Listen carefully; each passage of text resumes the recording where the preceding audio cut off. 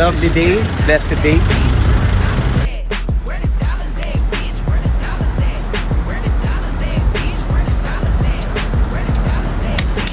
Go!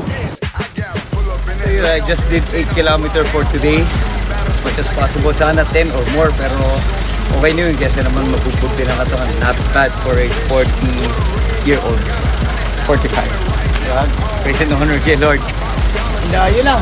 God gusto nyo lahat. Siyempre gusto ko lang i-share. That's why I'm doing this running. Because libre to. Libre ang training. Libre ang pag-ensayo nito. You just need sneakers. Ito lang hindi libre.